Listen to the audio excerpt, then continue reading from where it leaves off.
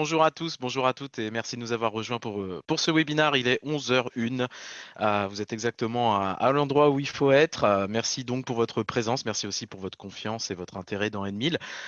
Aujourd'hui, nous sommes 18 pour l'instant. Le compteur est en train de monter. Donc, vous êtes encore très nombreux aujourd'hui.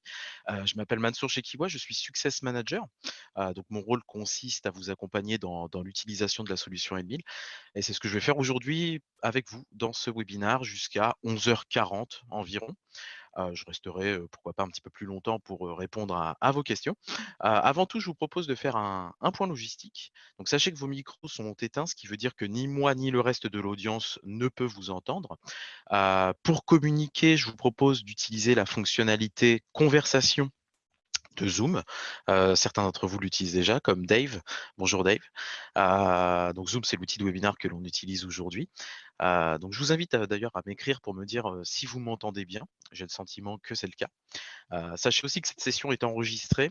Ça veut dire que vous la retrouverez sur YouTube très prochainement afin de la revoir ou tout simplement pour la partager à un collègue. Merci Ludovic pour votre retour.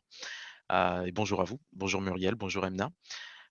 Donc on vous adressera un email avec le lien vers l'enregistrement en fin de webinaire pour vous partager ça.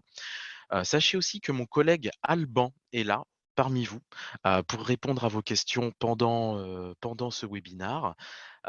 Donc pour poser vos questions, simplement cliquez dans la fenêtre conversation et tapez votre question pour que mon collègue Alban puisse y répondre.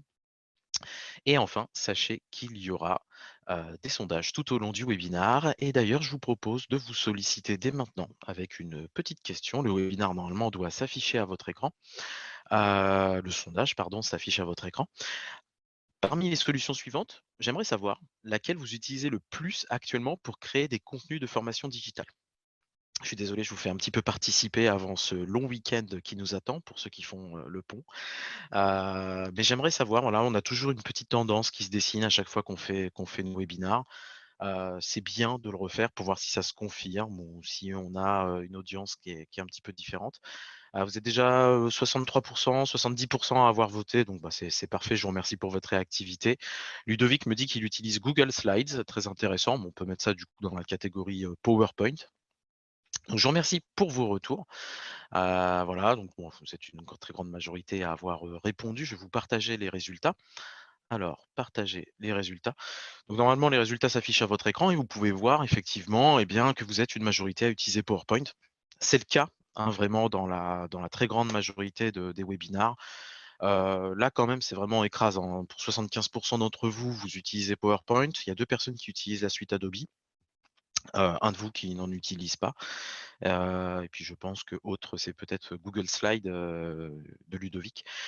Du coup, ben, je vais faire mon maximum du coup pour être clair et puis je ne vais pas hésiter à faire des analogies avec PowerPoint pour que vous puissiez bien comprendre certains aspects d'Edmil. Alors c'est bien de faire ce sondage aussi parce que bah, comme vous le savez, il y a des outils de création de formation digitale, il y en a pléthore, hein, j'ai envie de dire. Alors Edmil, c'est vraiment dans ce contexte qu'il est né avec beaucoup d'applications dédiées à cela et puis dans un contexte aussi réglementaire fluctuant, comme c'est le cas depuis plusieurs années, vous le savez très bien dans le monde de la formation. Alors Edmil est très jeune, hein, il vient de fêter ses 4 mois d'existence. Hein. C'est aujourd'hui, c'est ses 4 mois d'existence aujourd'hui même, le 20 mai. Il est sorti le 20 janvier. Mais c'est vraiment donc du coup à des challenges existants et qui sont très ancrés dans le marché de la formation, et bien qu'Edmil tente de répondre. Alors en tant que Customer Success Manager, moi, je pense qu'il faut, pour vraiment bien prendre en main l'écosystème et en devenir un expert, c'est important d'en saisir la philosophie et la portée qu'il souhaite donner à la création de formations digitales. Alors avant de rentrer dans le vif du sujet, je vous propose tout simplement de faire un petit point sur la jeunesse d'Edmil. Edmil, c'est donc une création de My Serious Game qui est leader français de la formation digitale sur mesure. Je le disais, Edmil est jeune, il n'a que 4 mois, mais My Serious Game est plus vieux que ça quand même. My Serious Game existe depuis plus de 5 ans, bientôt 6 ans, et Edmil s'est construit et s'appuie sur l'expérience de My Serious Game pour vous fournir une méthode de création et de diffusion de contenu de formation digitale, qui a été éprouvé dans les centaines, voire même milliers de projets de formation digitale sur mesure que My Serious Game a pu délivrer pendant ses quasiment 6 années d'existence. Alors Enmil ne s'arrête pas là, dans cet objectif d'éprouver sa méthode, puisque My Serious Game en fait a travaillé avec l'AFNOR, qui est notre organisme de certification et de normalisation nationale, pour définir et certifier une méthode de formation digitale. Et cette certification, eh bien, c'est la première de ce genre, hein, et nous, chez My Serious Game, on est vraiment très fiers, de l'avoir reçue en premier. Je dis bien reçue en premier parce que d'autres suivront. C'est une certification qui est ouverte à tous les acteurs du marché. Cette certification nous a été remise dans les locaux de Microsoft. C'était un événement qui avait eu lieu fin janvier 2020, à l'occasion de la sortie, de l'outil. C'était dans les locaux de Microsoft à Issy-les-Moulineaux. Et d'ailleurs, je voudrais vous poser une question par rapport à Microsoft et à leur suite d'outils. Nous, chez My Serious Game, on voit vraiment de plus en plus d'entreprises qui utilisent des outils comme Teams, Microsoft Teams, pour faciliter les échanges entre apprenants et aussi entre les apprenants et les formateurs. Et vraiment, on est très curieux de savoir si vous et vos clients utilisent Microsoft Teams dans le cadre de vos formations. Donc, je vous invite à dire à moi et à Alban, dans la fenêtre de conversation, si oui ou non, vous et vos clients utilisent Microsoft Teams. Comme je le disais, ça nous intéresse fortement parce que déjà, comme je le disais, il y a beaucoup de nos clients qui l'utilisent de plus en plus. Et puis, comme on a des liens avec Microsoft, si vous l'utilisez, on pourrait prévoir, pourquoi pas, un webinar conjointement au sujet des possibilités de formation qui sont offertes via Teams. Donc, je vous laisse me répondre. Alors là, pour l'instant, il y a beaucoup de personnes qui disent non. Emmanuel qui dit que certains de ses clients l'utilisent. Romain qui dit qu'il utilise Teams. Anita aussi. D'accord, très bien.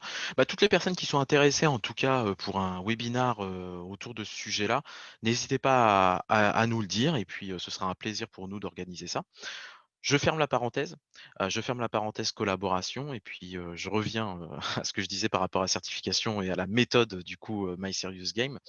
Je vais vous montrer, en fait, c'est vraiment l'idée de ce webinaire, de voir comment est-ce que cette méthode et cette certification prend vie dans l'outil. Alors, on pourrait rester sur PowerPoint, mais je vous propose plutôt de passer dans N1000 pour une démonstration tout simplement en direct et dans l'outil. Me voici donc dans N1000. Normalement, vous l'avez à l'écran. Voilà.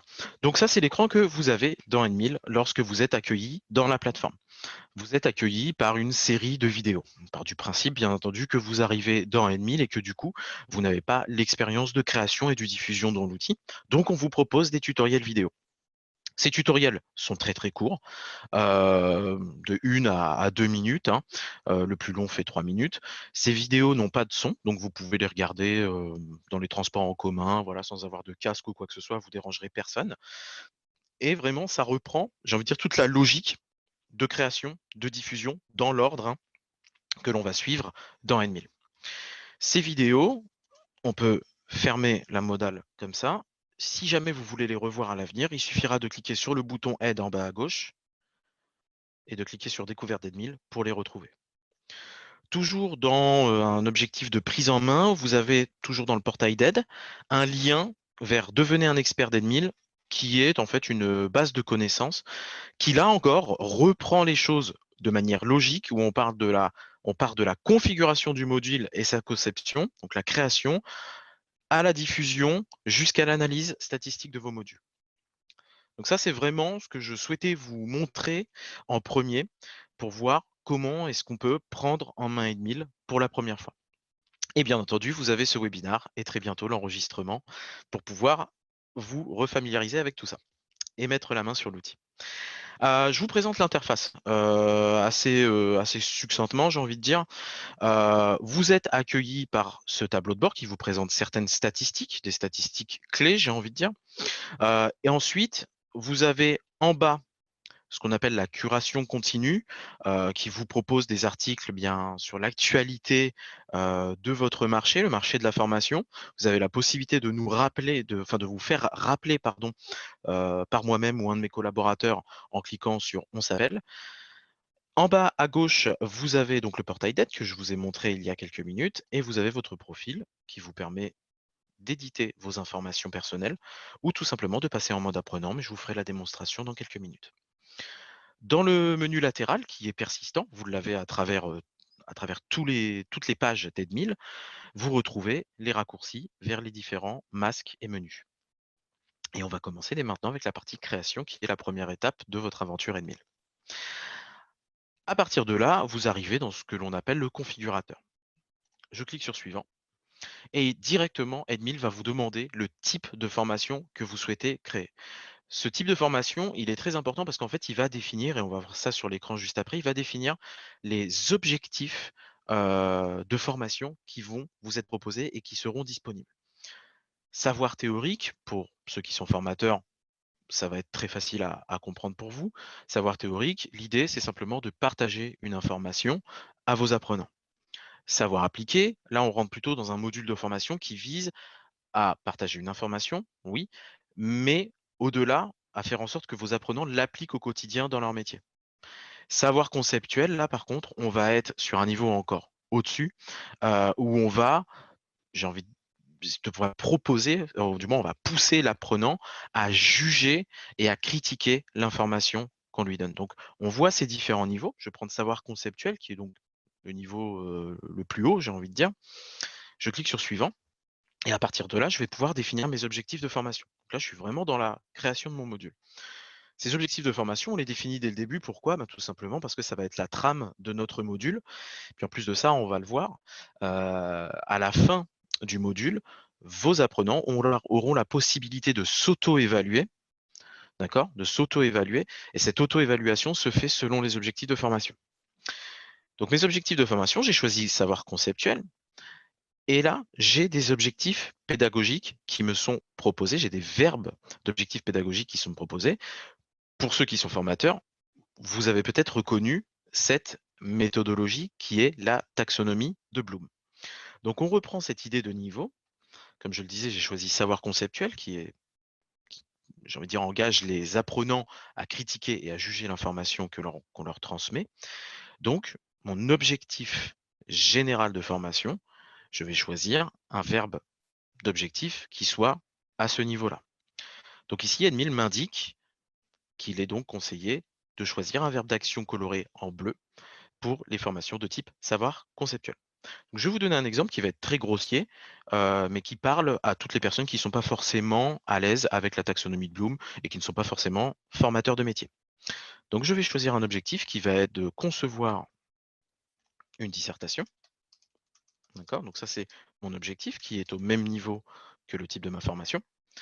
Et ici, j'ai des objectifs pédagogiques, ce sont des objectifs complémentaires. Ces objectifs complémentaires, en fait, eh bien, ils vont m'aider à définir une trame, tout d'abord, pour mon module de formation, et ils vont être graduels. D'accord? On va prendre des objectifs pédagogiques qui sont de niveau intermédiaire, de niveau inférieur à mon objectif global, pour accompagner l'apprenant pas à pas et augmenter la difficulté au fur et à mesure.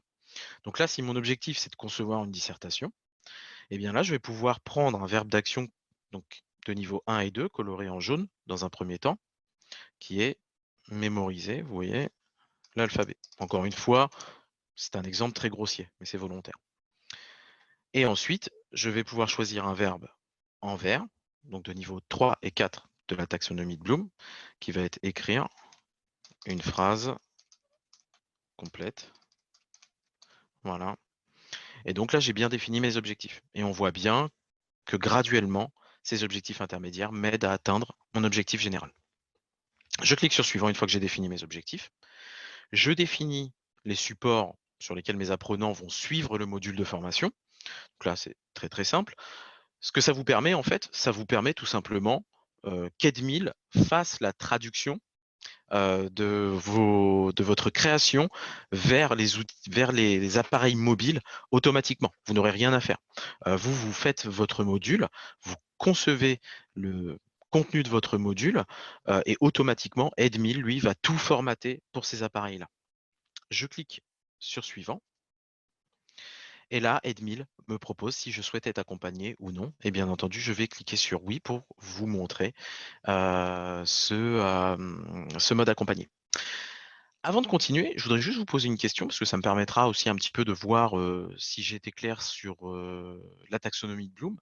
Je voudrais vous poser une question, je lance le sondage immédiatement. Je voudrais savoir si le choix des objectifs basés sur la taxonomie de Bloom est essentiel pour l'élaboration de vos formations digitales. Alors là, encore une fois, on a toujours une tendance qui se dessine lors des webinars, mais je voudrais savoir si aujourd'hui, pour vous, c'est important ou pas d'avoir cette taxonomie de Bloom pour définir vos objectifs de formation. Donc, le sondage s'affiche sur votre écran. Je vous laisse me répondre.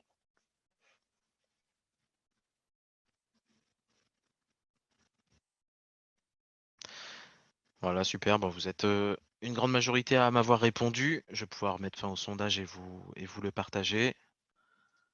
Voilà. Partagez les résultats. Donc, vous êtes dans grande majorité à dire plutôt oui. Vous êtes trois à dire je ne sais pas. Donc, effectivement, on est peut-être, vous avez peut-être un profil qui n'est pas formateur ou peut-être que vous n'avez jamais travaillé avec la taxonomie de Bloom, donc vous attendez de voir les résultats. En tout cas, voilà, on est vraiment sur une tendance qui se confirme au fur et à mesure des webinars, où on voit très clairement que la taxonomie de Bloom aide grandement les formateurs à définir les objectifs de leur formation. Je vais donc choisir, je vais revenir au module, à la création du module, et je vais donc choisir le mode accompagné. Je clique sur terminer, et à partir de là, je vais pouvoir enregistrer. Oups, un petit problème technique, je vous demande juste un petit instant. Ah, j'ai peut-être perdu ma connexion. Alors, on va rafraîchir. J'espère que vous m'entendez toujours. J'ai l'impression que j'ai une connexion, donc normalement, il ne devrait pas y avoir de problème. Je crois que j'ai été déconnecté. On va pouvoir reprendre très rapidement. Donc, ça va être très rapide, hein.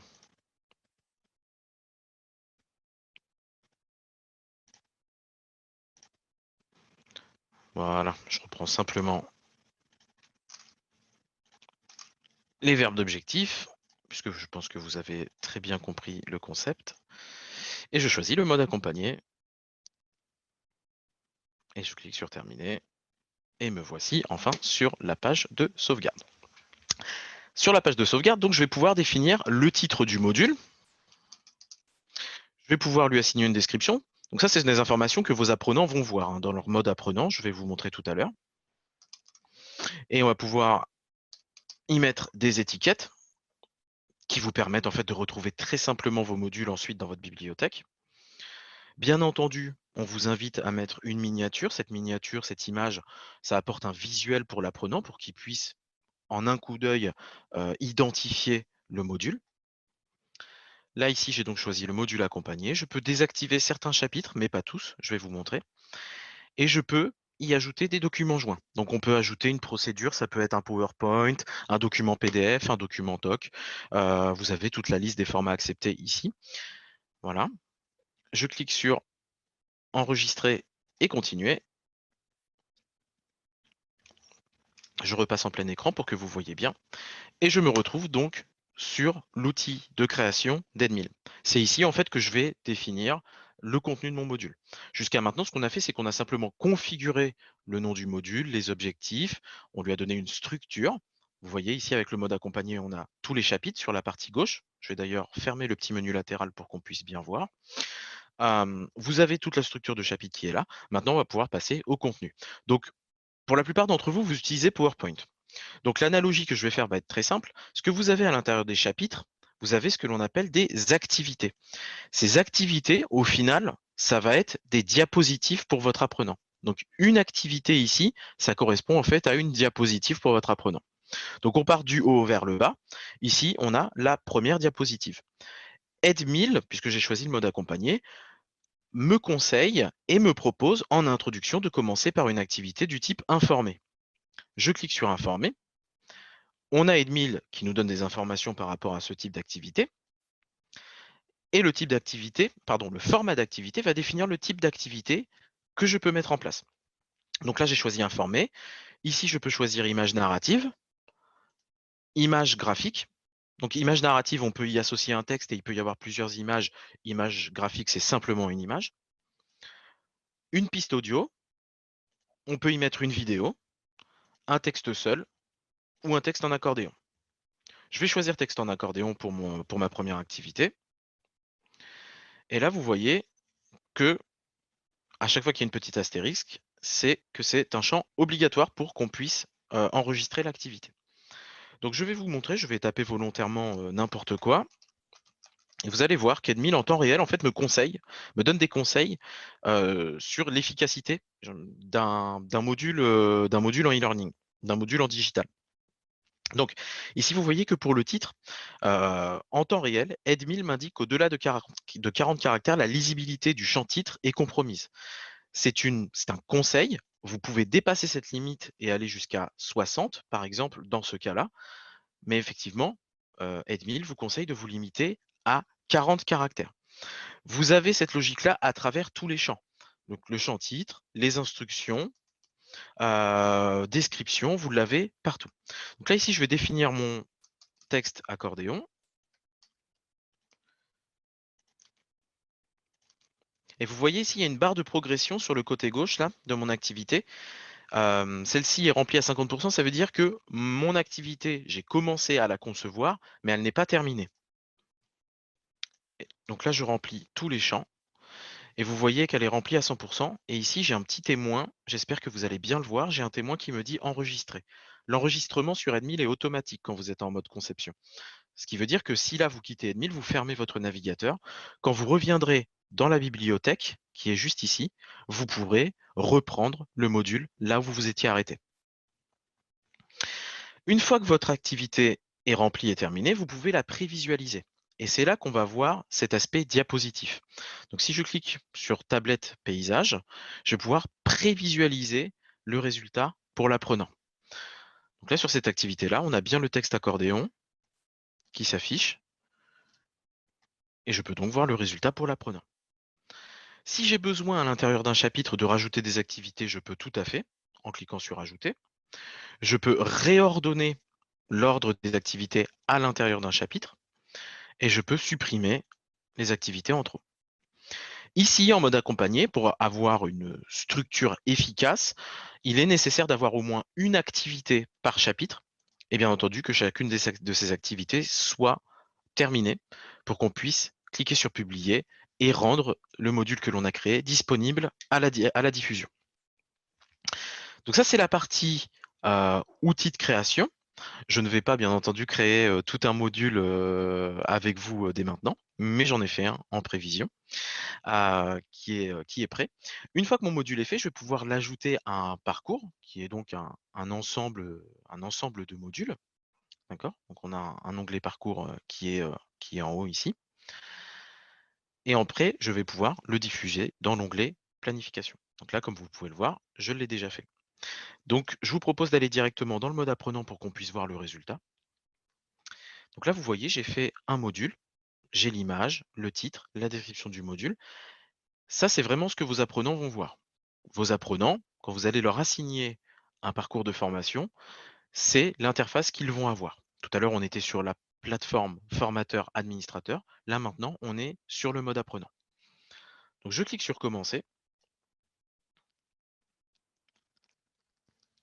Nous avons un écran d'accueil qui redonne les informations par rapport au module pour l'apprenant avec le score nécessaire pour valider le module, le temps à prévoir. Donc tout ça, on le définit lorsqu'on clique sur le bouton publier que je vous ai montré tout à l'heure dans l'outil auteur.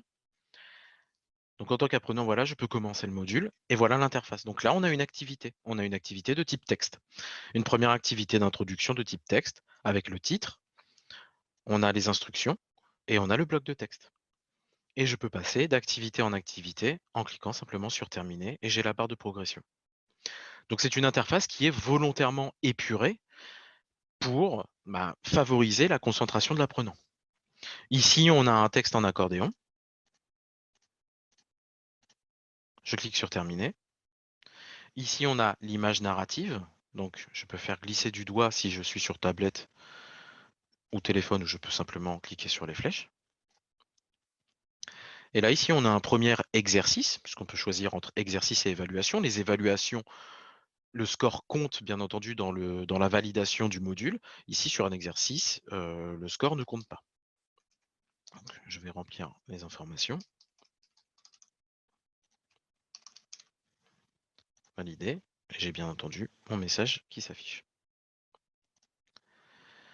Je vais m'arrêter ici pour vous montrer. Je suis à 5 sur 14. Il me reste encore 9 activités à parcourir. Mais en tant qu'apprenant, je peux m'arrêter ici. Donc, je clique sur la croix en haut à droite. Je quitte mon parcours. Et automatiquement, pour l'apprenant, Edmil va sauvegarder la progression. Ce qui veut dire que là, vous voyez, je suis à 29% de progression dans mon module. En tant qu'apprenant, je peux arrêter ici, fermer mon navigateur, revenir le lendemain et reprendre mon module sur mon ordinateur, là où je m'étais arrêté, c'est-à-dire sur la slide 5 sur 14, si je ne dis pas de bêtises. Donc ce que je vais vous montrer à présent, c'est qu'on peut reprendre le module sur son ordinateur de bureau ou son ordinateur portable, mais on peut aussi reprendre sa progression directement sur son téléphone portable. Donc là, je me connecte à mon téléphone. Donc là, vous voyez, j'ai fait un petit raccourci. Je pense que maintenant, vous pouvez voir mon téléphone. J'ai fait un petit raccourci Google Chrome vers Edmil. Donc là, je suis toujours en mode apprenant et non pas en mode formateur. Je me rends sur Edmil sur mon téléphone portable. Et vous pouvez constater qu'ici, j'ai toujours ma progression à 29%. Donc, je me suis arrêté sur mon ordinateur. Je prends les transports en commun. J'ai mon téléphone sur moi. Je peux reprendre le module exactement là où je me suis arrêté, c'est-à-dire à l'activité 5 sur 14 à 29%. Et je peux continuer, répondre au questionnaire, faire mes évaluations directement sur mon téléphone.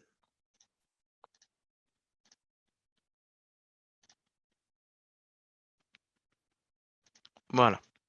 Donc là, c'était une démonstration que je souhaitais faire par rapport au mode apprenant. À présent, je vais revenir dans Edmil. Hop, rouvrir le petit menu latéral pour passer, quitter le mode apprenant et repasser en mode administrateur formateur. Et là, ce que je souhaiterais vous montrer, eh bien, tout simplement, c'est une nouveauté qui est l'export SCORM. Pour certains d'entre vous, vous avez peut-être déjà une LMS et vous êtes peut-être à la recherche simplement d'un outil de création. Nous avons dans Edmil, depuis 2 semaines maintenant, la possibilité d'exporter vos modules que vous créez dans Edmil. Donc, une fois que vous avez créé votre module et que vous l'avez complété et que vous l'avez passé en statut publié, ce qui veut dire qu'il est utilisable et finalisé, vous pouvez l'exporter tout simplement en allant dans Bibliothèque. Là, ici, on a le module que j'ai fait tout à l'heure. Ça, c'est le module que je vous ai montré dans le mode apprenant. Vous cliquez sur les 3 petits boutons d'action et vous pouvez l'exporter. Donc, il est exporté au format SCORM. C'est accepté par l'écrasante majorité des LMS. Vous pouvez définir avant de l'exporter le score minimal de validation, puisque ça peut être différent dans votre LMS. Le format, donc on a 2 formats, on a le SCORM 1.2 et le SCORM 2004. Vous cliquez sur suivant. Ici, vous avez une page qui vous indique les fichiers zip qui seront générés, puisqu'il y a une question de temporalité, puisque dans le mode accompagné, vous avez des protocoles de suivi qui sont disponibles. Je pourrais vous les remontrer tout à l'heure, mais c'est l'une des forces du mode accompagné. Ces protocoles de suivi vont en fait vous permettre de valider les connaissances de vos apprenants a posteriori, à froid. Ce qui veut dire qu'à 15 jours après la complétion du module par l'apprenant, il va recevoir une invitation à remplir un QCM pour valider ses connaissances. Donc, il y en a un à 15 jours, un à 30 jours, un à 60 jours, et à 90 jours, il va recevoir la fameuse grille d'auto-évaluation. Si vous le souhaitez, je pourrais prendre un petit peu de temps pour vous montrer ça. Donc là, dans l'export, il va vous faire, selon la temporalité, il va vous créer des fichiers zip différents, d'accord, puisque ce sera des modules différents dans votre LMS. Je clique sur valider, exporter. Là, je ne vais pas le faire parce que le module est assez complet, donc ça va prendre du temps et puis ça va utiliser la bande passante pour rien. Mais je l'ai déjà fait, je vous rassure.